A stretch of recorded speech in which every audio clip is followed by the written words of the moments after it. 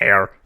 I got a hair stuck in my mouth. Sorry, I was listening. I was listening to that whole thing. It was just like while you were talking, I was like, yum, yum, yum, yum, yum, yum. And so like I don't know if you, from your perspective, but I was like, yeah, filmmaking attached, but also separate. Know about it, and meanwhile, my face is like,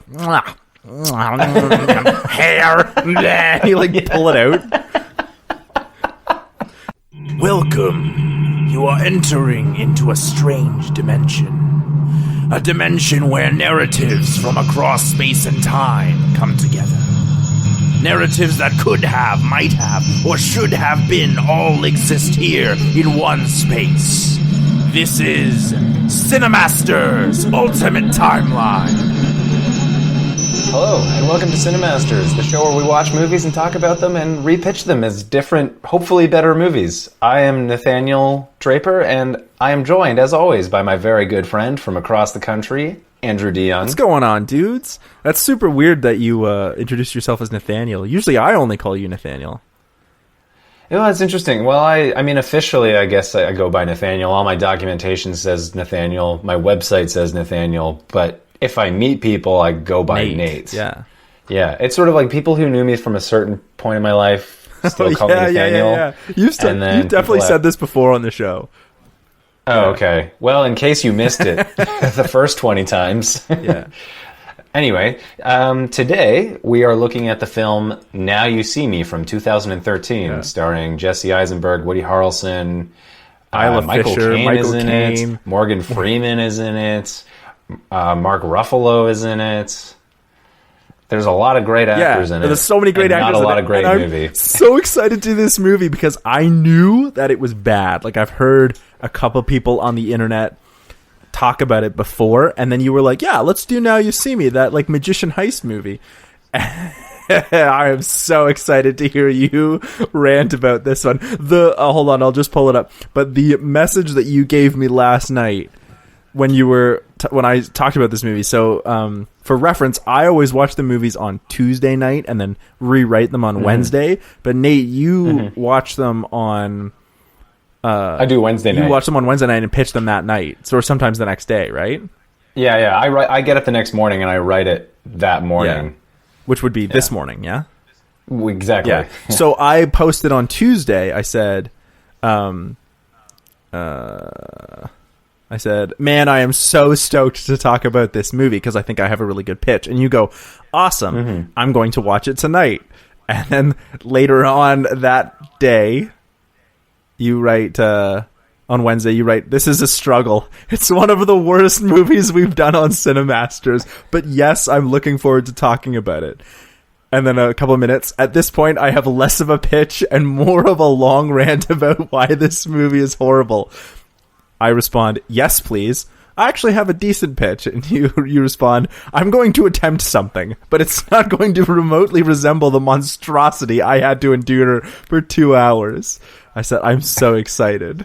So, do you want to get into goods and bads, or do you actually have a pitch?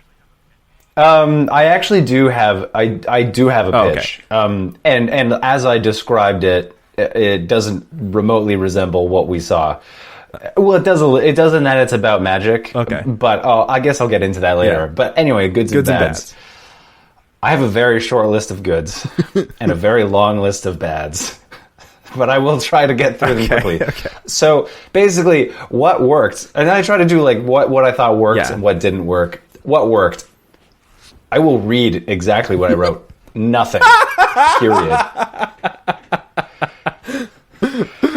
I was not ready for that. No, I actually did. I did find some things about it that I thought were strong points. So, the next one was the idea of magic as deception was interesting, but this was just the Prestige. Yeah, that's basically what the Prestige is. We've already done this movie. We've already cinemastered this movie. We did The Illusionist, which we said was just the Prestige. So now we're doing Now You See Me, which is just a worse version of The Illusionist, which is just a worse version of the Prestige. Yeah, pretty much, yeah. Other things that worked. One chase scene I thought was interesting and well done, and that's the scene with the other Franco brother, who gets the one guy's jacket in the carburetor, and then I actually thought that was interesting in terms of how it was done as a fight scene. I think that whole scene was long, like that whole fight scene and chase scene was really long. But that fight scene was cool. I don't know if the chase scene was cool, but the whole fight scene was cool.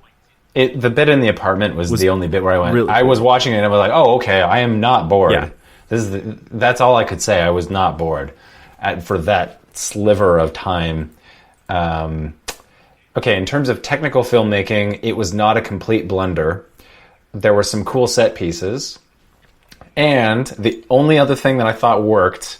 And I laughed. I had a genuine moment of laughter was when Mark Ruffalo is running up on stage to go arrest Woody Harrelson, and he shouts "freeze," and all the people run out to tackle him. That's pretty funny. I thought that's a funny setup and a funny gag, but that's it. This movie is kind of like a magician. Yeah. In that it's all visuals and no substance. Yeah.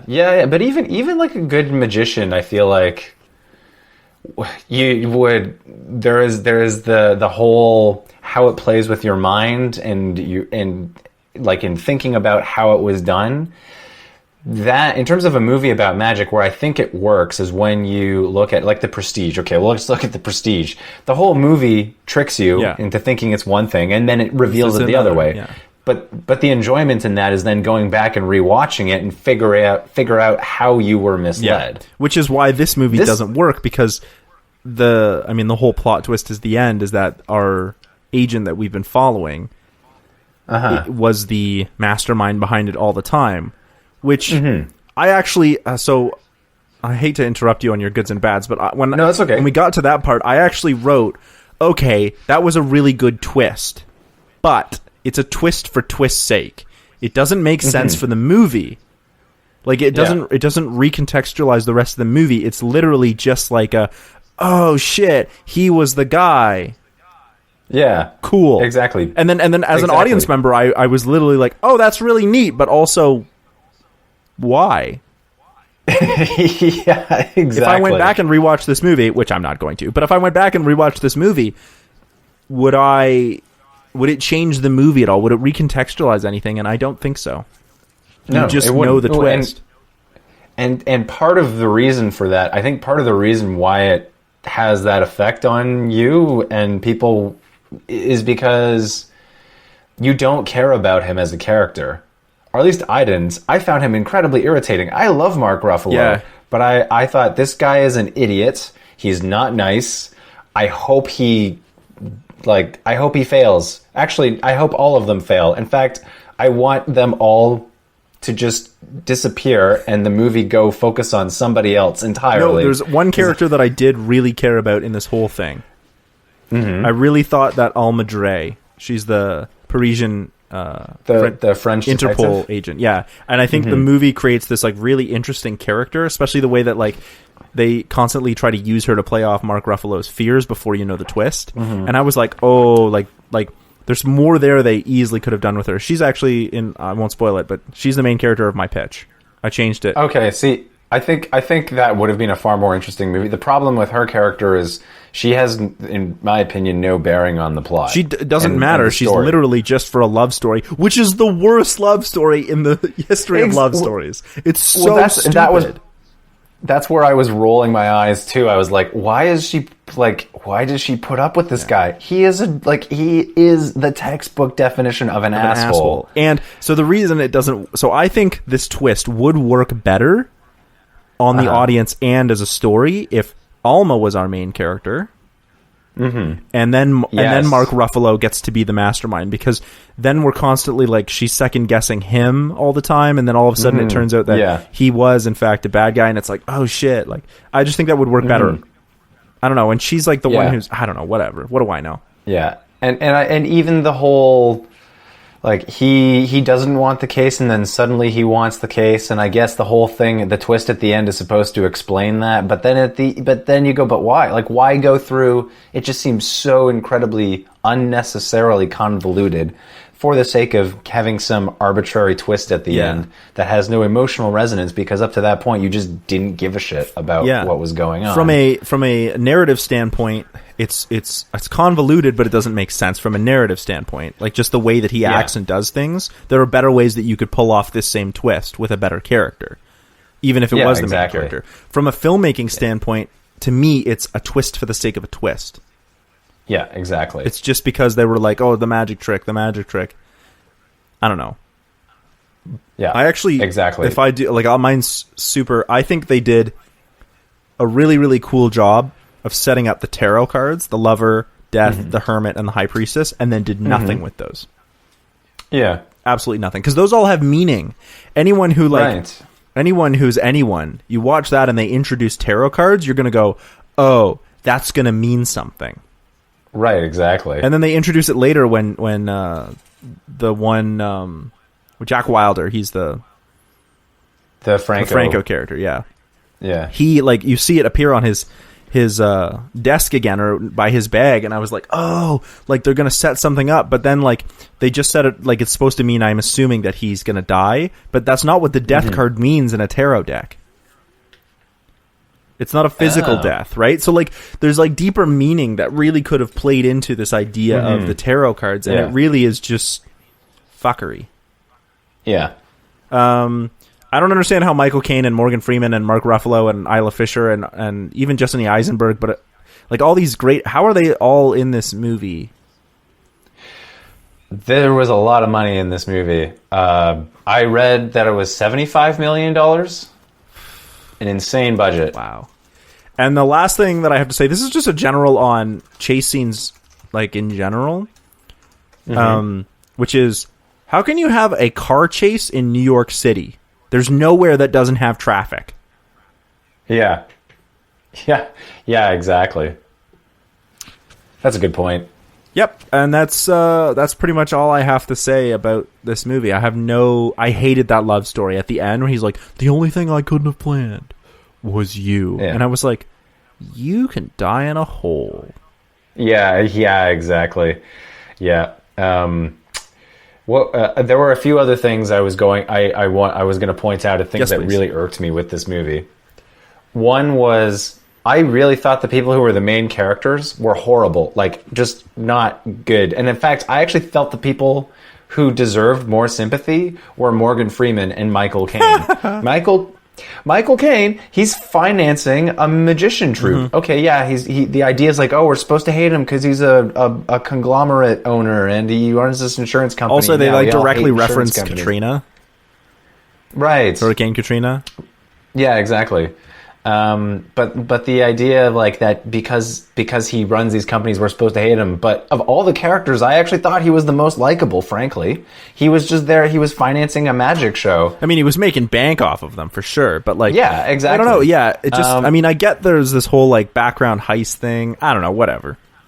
Yeah, and the other character who I thought was the most sympathetic character, well, the French detective, but then also Morgan Freeman. Yeah.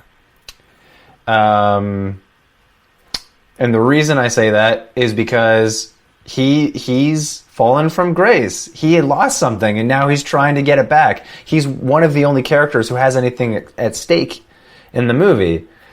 Yeah, I guess because... And yet he's supposed to be the bad guy. All the other characters, like the Four Horsemen, they're all basically like, oh, we want to become part of the Eye. But that's not really explained right away. It's like after the fact. And then the entire time, like, Mark Ruffalo at the end is like, oh, you're now welcome to the Eye. And it's like, what is the Eye? Like, are we going to get any explanation about what that is? We're just supposed to sort of take it that they want to be part of this organization thing. I mean, but maybe it's in the sequel because, by the way, there's a sequel. Right, which and just so you know, I'm depressed to apparently know there's going to be a third one in 2021. Oh boy. Just so you know, we're going to do the second and third one, just so you know. Eventually. We should get a bunch of magicians who can go and robbed the production company and then redistributed a bunch amongst of independent filmmakers that actually need money to finish good movies. Oh my gosh, yes, let's do that. But also, let's just not have the magicians, because why? Let's just have them give their money to people who need money to finish movies that are frankly better. Yeah.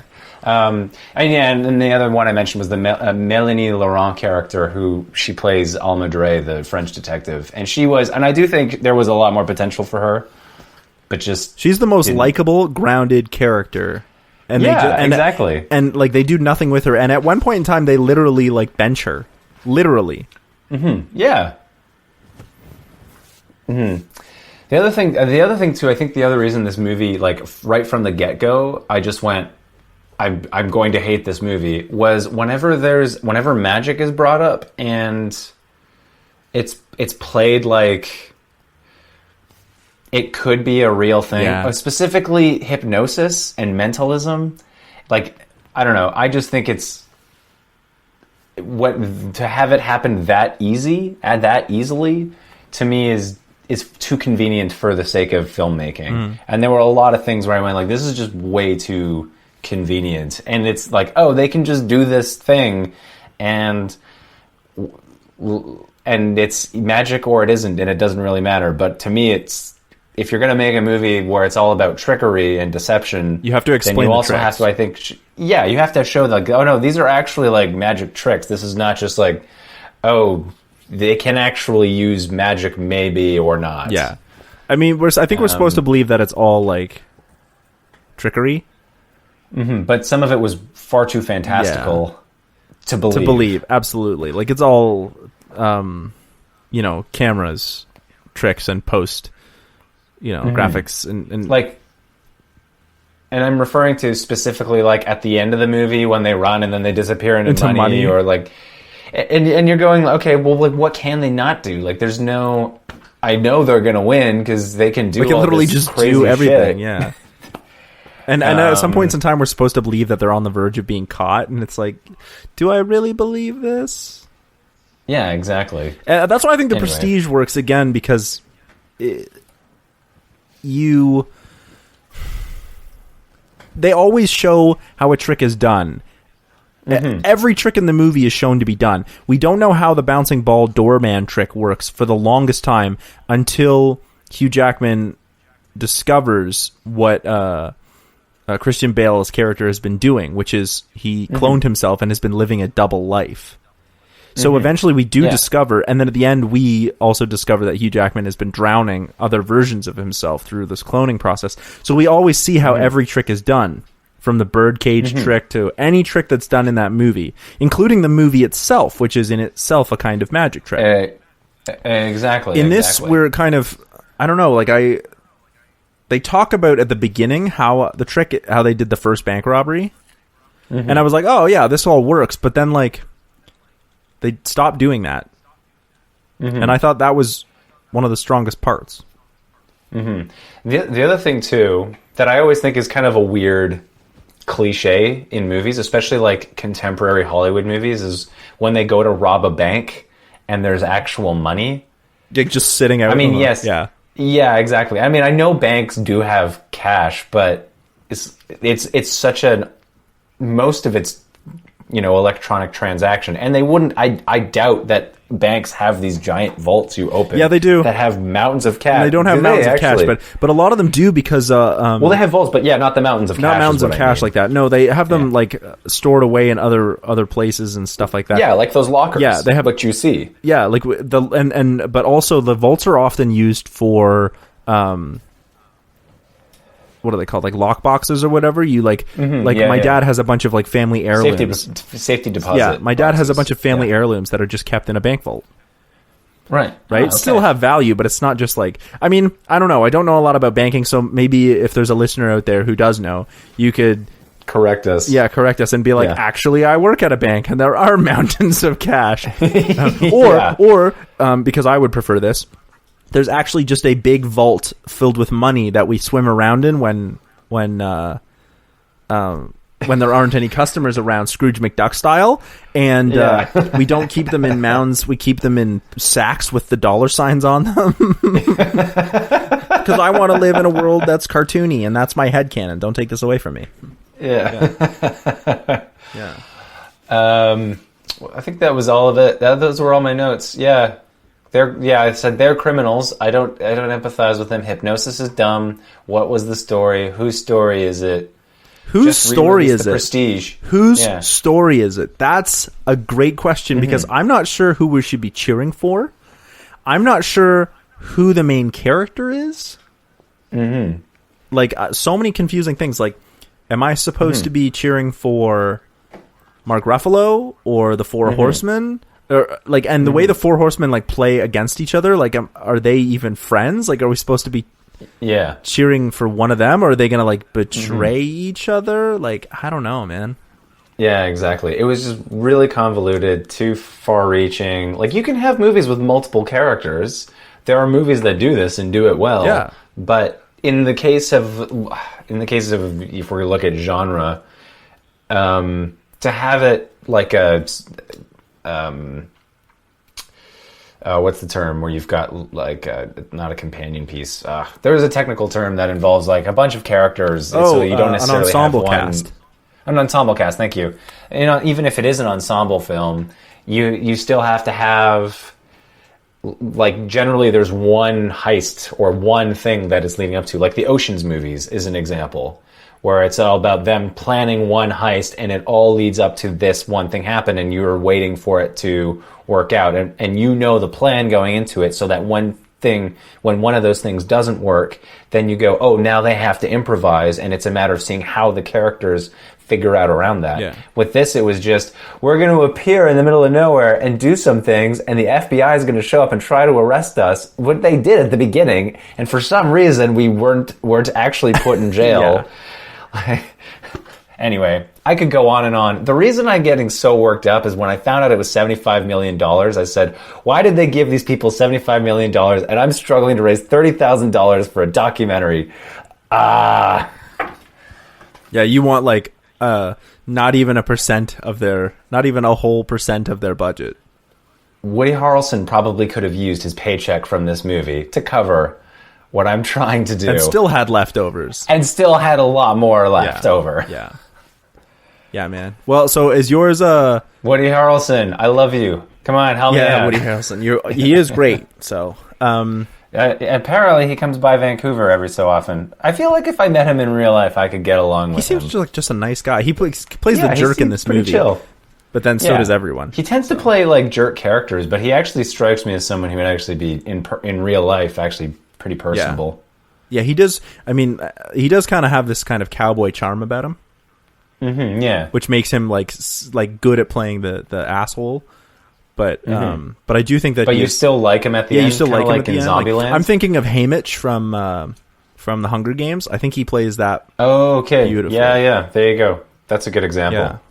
So, do you want to go first, or you want me to go first? I'll go first because you said you had a really good one. I think it is pretty good. But yeah, I want to hear. Okay, cool. I'll go first then. Okay, so I'll admit mine's a little loose. Mine's kind of more like, and I'll admit, I kind of stole from The Usual Suspects and basically just said The Usual Suspects with magicians. There's your pitch. I felt like I want to do The Usual Suspects with magicians. Basically, I kind of felt like that's what this movie was sort of trying to, maybe he was trying to go for. Okay. Like an ensemble piece, and you go, oh, one of these people set it up, and who was it? Anyway, so mine is told from the point of view. I actually decided to focus specifically on the, I'm going to get his first name, Dave Franco. The Dave Franco character. I also felt like he was a really neat character they did nothing with, because he's the underdog. Yeah, exactly. Well, because he also seemed like the most real character. Like, he was the one who was, when he met them, he was nervous, and he actually had ambitions. He wanted to be this great magician, and he had stakes in the game, and exactly. And was the only of the four, was the only one I found tolerable. He also has the best scenes. Yeah, exactly. So anyway, I picked him as my central character. Yeah. So in this one, it actually is told from him. It's in the interrogation room, and he's already being brought in for interrogation. Yeah. He's in the room and he's being interrogated by the Mark Ruffalo character. And the Mark Ruffalo character, we learn that there was a bank that was robbed, and there was one of these. There was a card that was found that actually had his name written on it. So they haven't arrested him because they have no evidence that he did it. But they're like, we saw your name on this card. We have to bring you in for questioning. So he's here at the FBI. He's being interrogated essentially by the FBI, saying like, did you know anything about it? And so it's all told through, I guess, flashback. I guess him telling the story about like how he got to this point. And so they ask him about like, do you know anything about these other magicians? Because we think they might be connected with it. So then goes back to him in his apartment, and he's a magician who is getting a name for himself on social media. And we see from the beginning, he does a magic trick, and he presents on social media. He does this like 30-second video where he like presents himself as being really happy and that the world he's living in is really great. But it finishes and it pulls back, and you see he's living in an apartment a section of it is being dressed up to look really nice. Yeah. But he doesn't actually, he's living in like a poor neighborhood maybe. And actually probably from the outside we go, okay, he's just putting on a facade basically, living in this apartment. One day he's contacted, and in mine it's not a tarot card. I don't know how it would work, but he basically is brought to perform this show. He's asked to do like to perform for this really elite group of people, and someone there really liked his stuff. So he goes and he starts performing magic for these elite people. One of them is this guy, the Michael Caine character, whose bank is actually the one that got robbed. Yeah. Or would later get robbed, let's say. And the Michael Caine character, like, also here is the president, who in my version is a former game show host. The president is a former game show host? Yeah, or I should say reality TV show personality. Okay. Yeah. I wonder what that could be about. Yeah, exactly. Anyway, so Jack he's been doing shows for these elites, and he meets other magicians, but he finds that all the other magicians, there's this really weird competitive atmosphere, and he finds that they're really disingenuous and it's really bothering him. And he also still has no idea who hired him. He just knows that he gets paid to do these shows, and he's now getting exposure, which he's happy about. But he's seeing this other side of society with these really elite people who are basically the decision makers. And at one point he gets connected to one of them. He actually starts talking to one of the other magicians, and that's the Woody Harrelson character. And the Woody Harrelson character says like, oh, I've actually seen some of your stuff on social media. And he starts saying, magic is changing. It's all now social media and video, and it's a different kind of trickery, and I'm not sure that I'm ready or capable of adapting to it.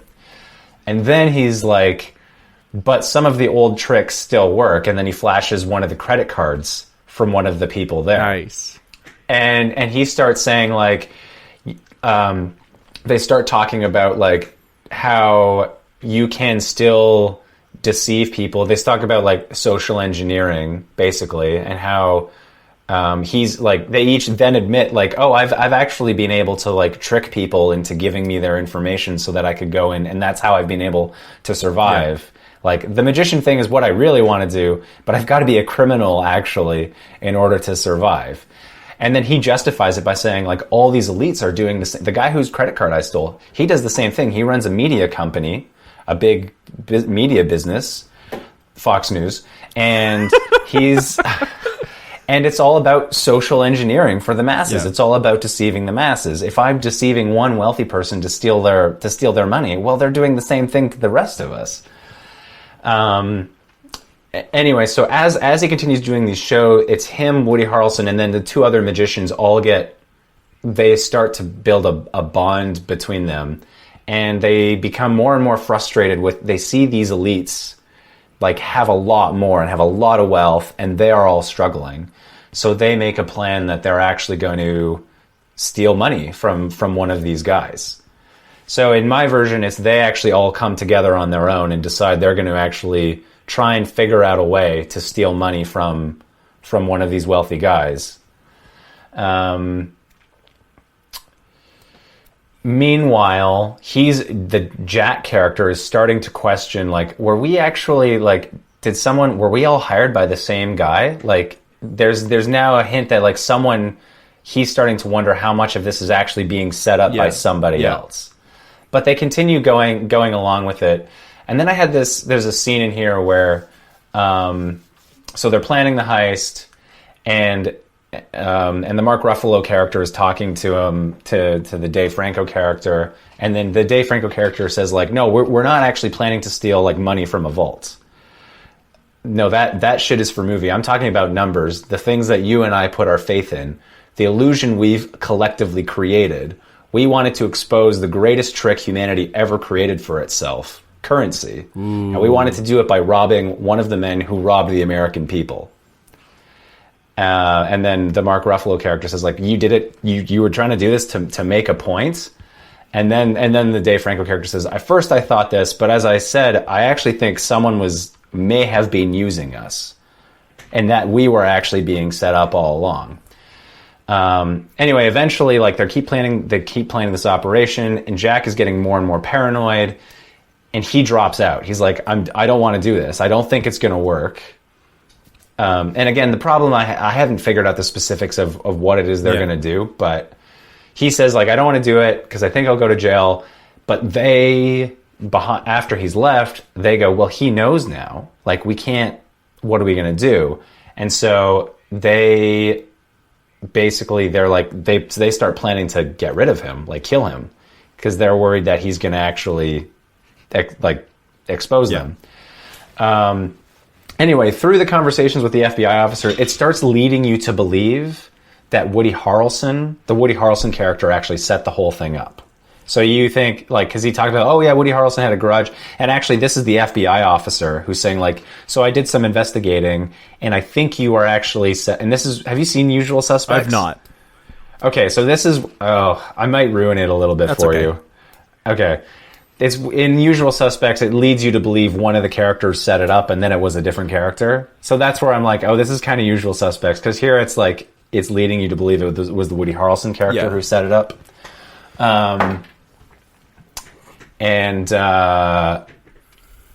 Basically what ends up happening was the Dave Franco character goes into hiding, and before they can actually perform the heist, they're caught off guard, and they all have to disappear.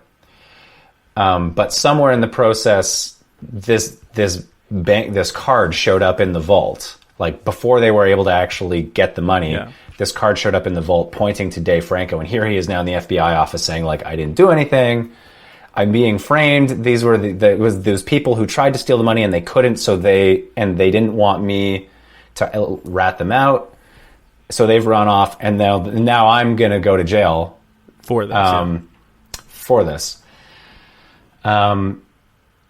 Basically, what ends up happening, though, is this whole thing was actually set up by Dave Franco, who actually was trying to get into the FBI headquarters to steal a report about the president, about misconduct that was being discussed, but they weren't actually going to publish until.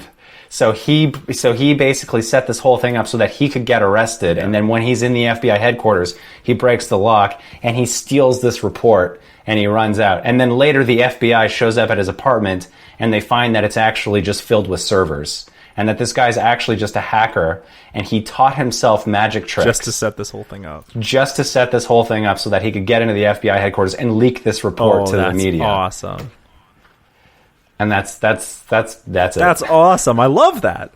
That's great. Thank you. Yours is way more like socially conscious than mine. Like, you're really talking about particular things. Like, I do like also that, like, that at first you think it's going to be Woody Harrelson's character, and then like you're following Jack this whole time, so you're like, oh, it's going to be Merritt, but then it's not Merritt, and it turns out like Jack's being framed, but then it's Jack who framed himself so that he could make this whole thing happen, That's awesome. Like a heist within a heist. That's always a classic. Yeah. Excellent. Well, so as I was writing this, I was thinking of that Rick and Morty episode. Yeah, so was I. Like at the beginning when they're all like being recruited, the only thing I could think of was Rick, you son of a bitch, I'm in. Yeah, exactly. Yeah. I'm gonna get into mine if that's okay. Yeah, go for it. Okay, so keep in mind, mine, I fuck with the timeline a little bit. Okay, so like cool. we're gonna do a lot of flashbacks, and the way that things happen is gonna be a little weird. Where like certain things will be cut in and out of sequence. So what I thought was actually the best part of the movie was when they were in the interrogation room and they were interrogating all four magicians. It sucked that we only got to see them interrogate Woody Harrelson's character Merritt and Jesse Eisenberg's character J. Daniel Atlas, because I really think those were the strongest scenes. So I wanted to play with that a bit more. So I also changed my main character. So the movie starts in, we zoom in on Alma Dre. She's sitting at a desk. We can see that there are others around her. There's lots of movement, and we can see like there are people yelling, but she's stuck. She's thinking about something and gazing out the window, and we get her voiceover, which is basically about the nature of a magic trick, like what a magic trick is. She's disrupted from her thoughts when a dude comes into the room and says, they're ready in the interrogation room. They're all set up. They're ready for you. We have no idea what the fuck he's talking about right now, but Alma nods, but then goes back to her thoughts. We flash back to the night before while Alma is sitting at a venue in Las Vegas. The audience settles, and we see an elaborate stage show, the beginning of an elaborate stage show, with four magicians calling themselves the Four Horsemen. We see them get on stage, and behind them is a hand, like of playing cards, spread out with 5 different face cards from a playing deck. Like just like any magician would use. There's the King of Clubs, the Queen of Diamonds, the Ace of Hearts, the Jack of Spades, and the Queen of Hearts. It flashes back to the present. We see Alma walking down a hallway, and she's introduced to her new partner, Dylan Rhodes. This is Mark Ruffalo's character. We see that he's from the FBI and will be working with her. She's from Interpol. And because of he'll be working with her because the nature of the case, some of it took place in the FBI or in America, and they want a man on the job. So he's been partnered with her. He's not cantankerous or an asshole. Instead, he's just like basically saying, "You're the lead detective. I'm just being put on this and you're still the lead detective because you knew about it from the beginning. So I'm just here to help you out and give you the resources. But the U.S. wants a man on this, so I'm here." He's like, "I don't want to get in your way." He's basically apologetic. He's like, "I'm sorry this is happening to you." The two of them then walk towards 4 different interrogation rooms. We see 4 people sitting, one in each interrogation room. Alma explains the events of the show before to Dylan Rhodes. We see a whole bank robbery go down as part of the show, and we see all this from Alma's perspective, right? And the audience's perspective. So then the two talk a bit more about like misdirection. We can flash or have a reference back to the beginning of the movie where she was talking about the nature of a magic trick and like about misdirection and whatnot. And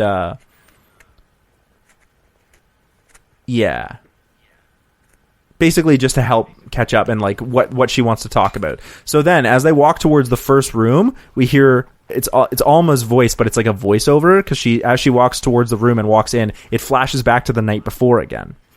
And we hear her say, J. Daniel Atlas, who's an illusionist and the de facto leader of the Four Horsemen. He's represented by the King of Clubs, which we saw in the open hand. Right, I see. He performs, we're back in the night. He performs a trick of having a woman encased in a bubble fly above the audience. The bubble pops and she falls, and he somehow teleports and catches her, and the audience claps, and we see this Alma's reaction as well, because she's part of the audience.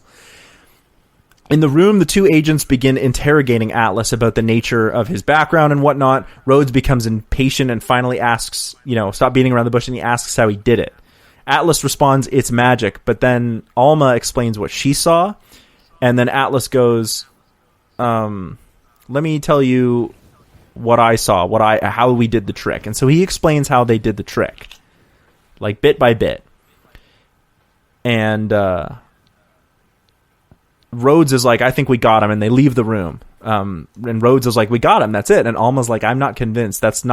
Some of the things don't add up between what he said and what I saw." And we would see this as the audience. Oh, I see, right? I see. So you're seeing the same thing twice. Yeah. but from different perspectives. But from different perspectives. Yeah. Okay, so basically, what I want to do is like the prisoner's dilemma with the 4 magicians, right? Oh, but also Rashomon. Right.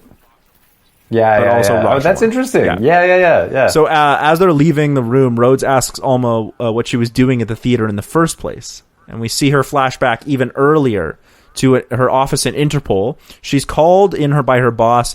They have a job for her, and they want her to handle it. She listens to a message that was somebody phoned in. It says that there will be a robbery, and it will take place internationally. That's why they want Interpol involved. She did so. She's like, "Oh my goodness, this sounds really big." But then he says, "This is a robbery that's going to be performed by magicians." And we see the couple of the other agents around her are like, "Oh yeah, a bunch of magicians," not taking it seriously at all. And so she's like, "Okay, I guess I'll take it." And they're like, "Well, you can take it because you're the rookie." And so back in the present, Rhodes is basically like, "Wait, you're a rookie and you're the lead person on this case? Like, how can this be?" And she's like, "Well, I was put on the case, and therefore I know the most about it. So I was put point person on the case, so I've been point person this whole time." Right? So that's why she's still the point person. And so they sort of argue, and she's like, "But I have a plan, and don't worry about it. Like, I have a plan." So in a much nicer room upstairs in the FBI headquarters or wherever they are, they meet Thaddeus Bradley, who is that's the Morgan Freeman character. Right? Yeah, he explains how he thinks the heist was done, but we never flash back. He just explains how he thinks it was done. And the two of them talk, and he seems like a really nice guy. So armed with this new knowledge, the agents then go into the next interrogation room, and we hear again Alma talk, but it flashes back to the night before. Henley Reeves is the escape artist. She's represented by the Queen of Diamonds. We see her do like a water encased in a block of ice escape trick, and just when it looked like she's drowned, she appears wet but uninjured and even unfazed, and we see the audience clap, and we see Alma is impressed. So the two agents ask more questions about what was going on, and now that they know that the suspect was a plant, according to what Thaddeus told them. But she shuts down every one of Thaddeus's ideas, and she starts to give her own version of the trick, but it's different from what even Atlas, like J. Daniel Atlas gave, or what Alma gave. Like, it's a completely different version. Oh, interesting. And so Henley's account also. Sorry, you mean it's the same trick, but the how it's done is different. Yeah, and certain like things or events are like little bit different. You know what I mean? Like, it's all playing off memory a little bit, but also like we're seeing the trick done differently, like as though it could be done in different ways. We also see she makes a reference to the person. They didn't know this, but she makes a reference to the person that the money was stolen from one Arthur Tressler. He was the person who was robbed in the heist. So she makes a reference to that. So Rhodes and Alma also, like, they argue outside the room. They argue about the plausibility of the different accounts before they go into the next room. Merritt McKinney, again, we get Alma's voiceover, a flashback. Merritt McKinney, he's the hypnotist and mentalist. He's represented by the Ace of Hearts. We see him perform a hypnotist on a couple, getting the wife to do a few things before reading the husband about his fidelity in front of the crowd, and again they clap and cheer, and it's all great and whatnot. In the present, we see Merritt uses his trick. He basically like starts by letting them ask questions of him, and he gives his version of the heist, which is even more different. Like, it's another different. And we see he adds a detail about the safe that the money was stolen from.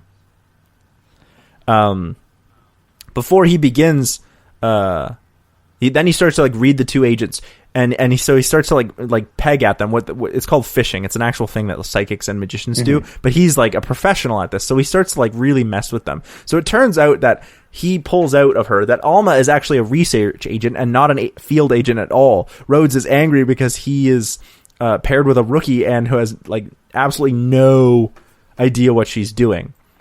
But then through the course of the dialogue, Merritt also discovers that Rhodes was at the show. Mark Ruffalo's character was at the show. Oh, okay. And he hadn't said anything. And so Alma's like, that's not true. But then she remembers a conversation that we actually saw. We flash back to a conversation earlier that we, the audience, have seen, where Rhodes says something that Alma like never told him about. But he makes a reference to it. And right. And so now the two of them are arguing, and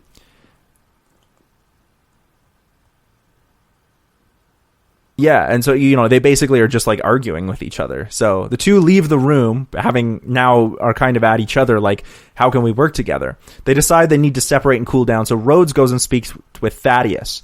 And while he's speaking with Thaddeus, he discovers that Thaddeus was responsible for the death, indirectly, but fairly directly, for the death of one Lionel Shrike. And we talk a little bit about how that whole Lionel Shrike thing happened. That's the same as in the movie. Right.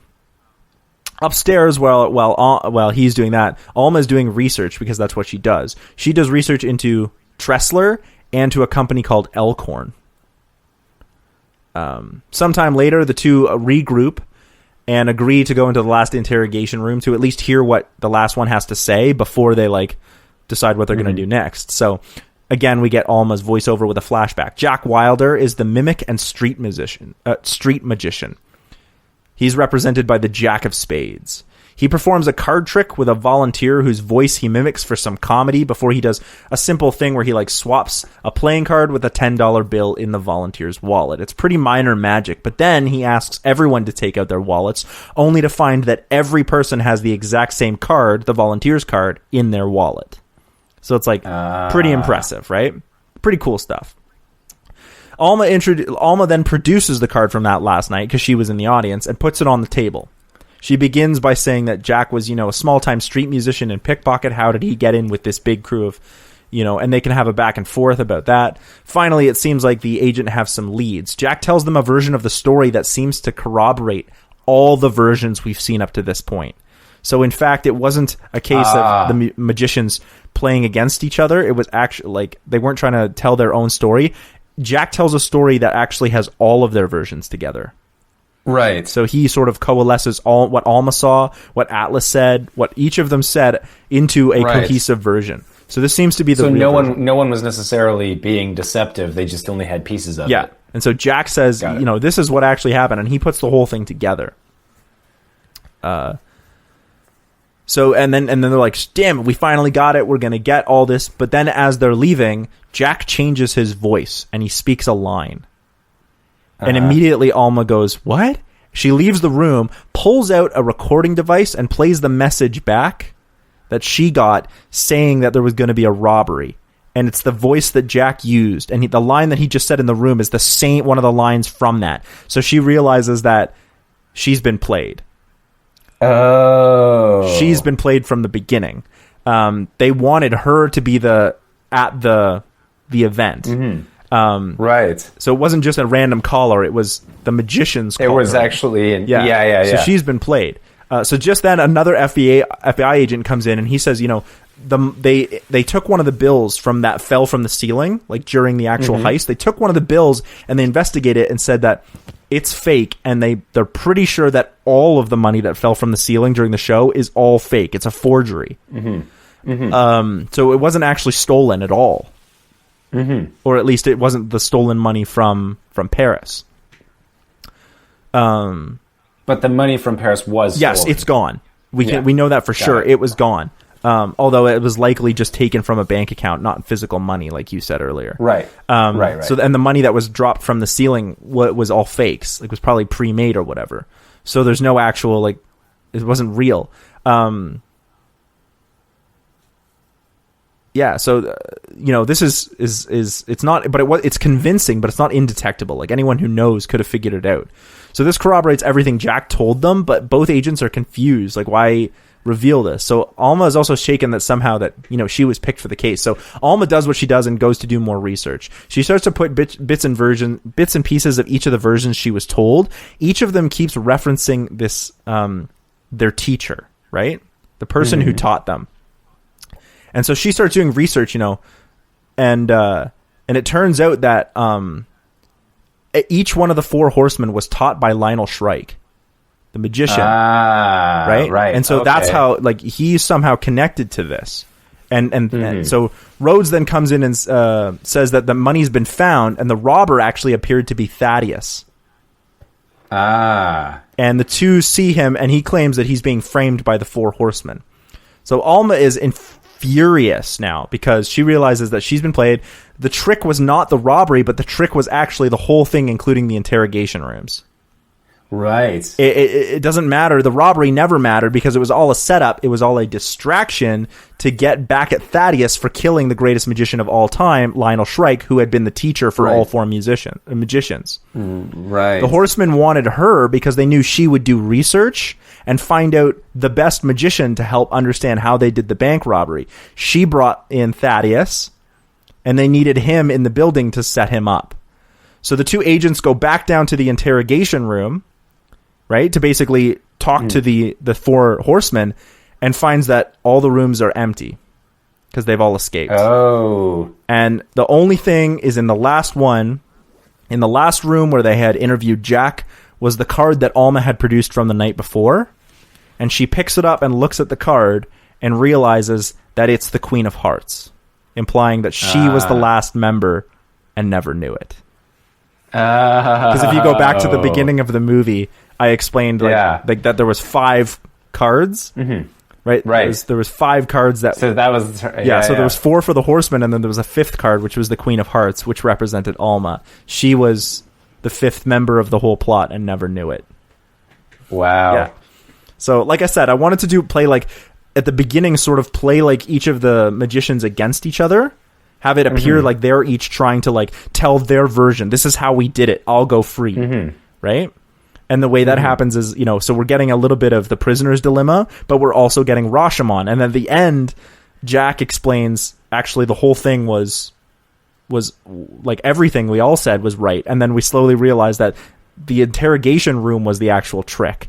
The whole thing has been a trick. The bank robbery was the setup, and then the turn, and then the prestige, if you want to use those kinds of terms. Wow. Yeah. I think... Oh, that's cool. And, like, I really like the way that, like, it would play with time. Like, we're following Alma, but we're also watching as things go back and forth, and we see, like, Rhodes was in the audience, and that can be a whole thing, but the only reason he was in the audience was coincidence. He had tickets to the show. You know what I mean? But it's a red herring. Like, there's all these things that are set up, like, you don't know who to trust, but I really... At one point in time, I really did want to maybe have Rhodes be the person who was it all the time, but I kind of felt like it was better to have a red herring. And I also, you know, I played with the idea of having the main character be the one who does it, but as far as plot, I don't think it works having your main character be the one who is untruthful. Yeah. I don't know, it just doesn't work.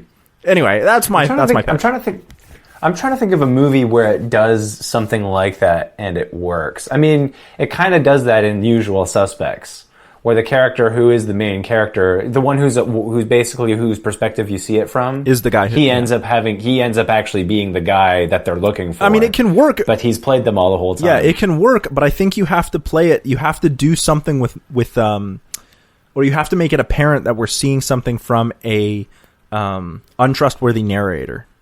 Yeah, exactly. And the reason I don't think it works, like if we want to get really technical and thoughtful, the reason I don't think it works in Now You See Me is because I don't know who the main character is, so I don't know whose perspective we're seeing this from. Yeah, so exactly. I don't know who is trustworthy or untrustworthy as far as a narrator goes, because we're seeing this all from third person, not first person. So when we see in The Usual Suspects and in your pitch, when we see everything from one character's perspective and we're getting it them from their memory, they can choose to leave out certain details.